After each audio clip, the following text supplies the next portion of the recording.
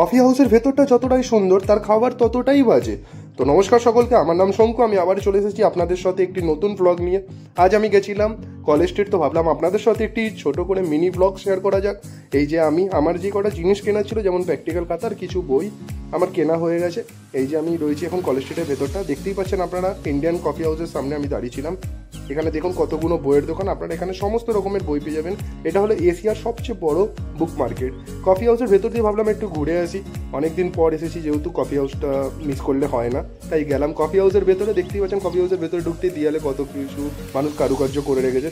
তো আমরা কফি হাউসের ওপরটা গিয়ে বসলাম। এখানে দু রকম ফ্লোর আছে, তো আমরা ওপরের ফ্লোরটা এসে বসলাম। এই দেখতেই পাচ্ছেন আপনার ভেতরে অ্যাটমসফিয়ারটা কত সুন্দর লাগছে।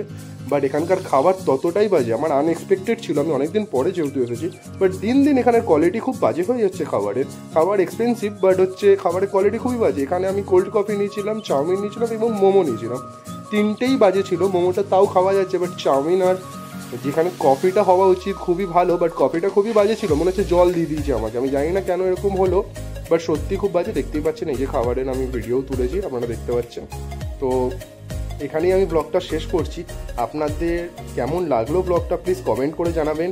আমার পাশে থাকবেন, আমাকে একটু সাবস্ক্রাইব করে দেবেন আমার চ্যানেলটাকে। ভিডিওটা যদি ভালো লাগে তো একটা লাইক করবেন। ধন্যবাদ।